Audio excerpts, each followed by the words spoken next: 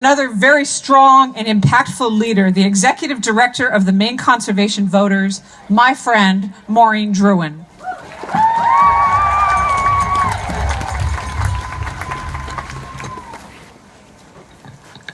I have a question for you. When you woke up on November 9th to the news that Donald Trump was elected president, did you just want to pull the covers over your head and not get out of bed? I know, I did too. But at some point, did you decide to stand up, head back into the arena, and fight for the values you care about? Now, my father is a Republican who voted for Donald Trump, and we disagree about a lot of things. But I grew up hiking and fishing with my father, and he and I share some core values. That we have safe water to drink that isn't polluted by arsenic or lead. That when we go fishing, we can eat what we catch without having to worry about poisons like mercury. That when we breathe Maine's air, it doesn't trigger an asthma attack. And that the lands we've enjoyed should be conserved for our kids to enjoy too. Now, after the election, my dad and I were talking on the phone about then President-elect Donald Trump. He didn't believe me when I said that Donald Trump would push dirty energy like oil and coal over clean renewables like wind and solar, or that Trump's nominee to the Environmental Protection Agency would try to weaken the laws that he is supposed to enforce. But even so, what my father said was this: I am glad there is someone like you who will fight for our environment. Now, when he said you, he meant me, his daughter. But when I heard you, I thought of all of us. This march brings together people from every community, large and small, rural and urban. Like Kristen, who is an artist from Eastport and is here with her daughter, Winnie. I know you're out there somewhere, Kristen. And Shanna, a public interest lawyer from Caribou. And Lily, who is a third grader and Brownie from Hollowell. And Linda, who is a professor from Farmington, who teaches her students about good government. And Deb, who is part of the local food movement in Lewiston. I know all of you are here today because in Maine, our jobs, our health, our way of life, and our children's future are deeply connected to the health of our environment. These values unite us as Mainers, and we know how to fight to protect them. 6 years ago, Governor LePage threatened to undo 40 years of protections for Maine's air, land, right? Anyway, you know where I don't have to say any more.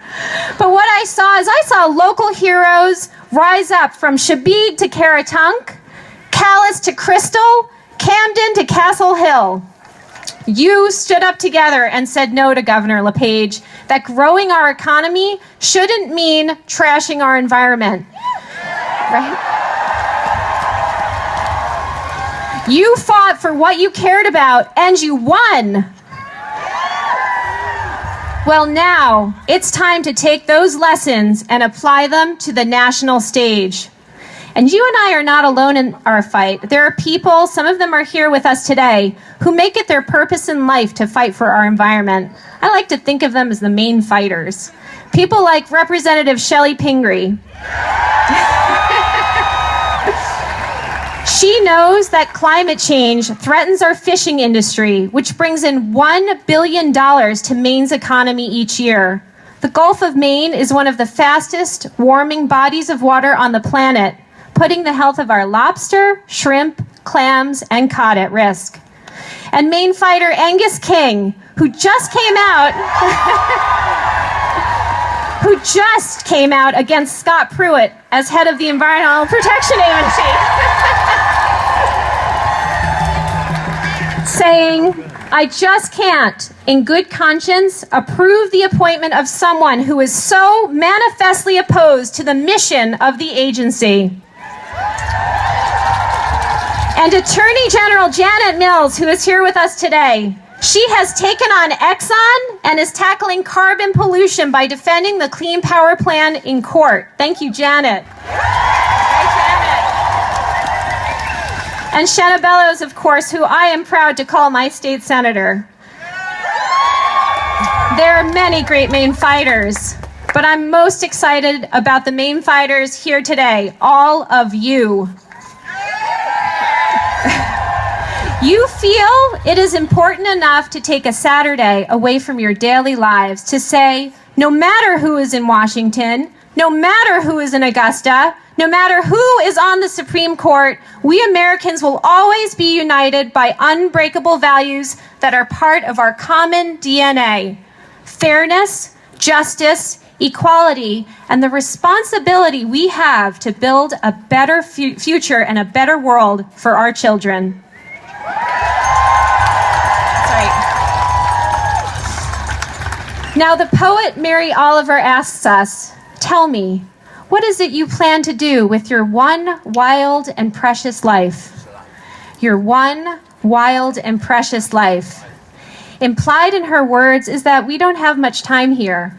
We are precious, but we are also tough. You are here because your wild and precious life calls you to be together with your fellow Maine sisters and brothers to fight for the values we share. Now, I am here to ask you, will you head into the arena and fight?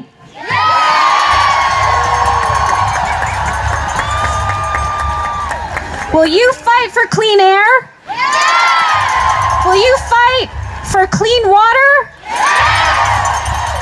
Because it is time. We are the Maine fighters, and I know we'll always be on the front lines for our kids, for our environment, and for our way of life. Thank you.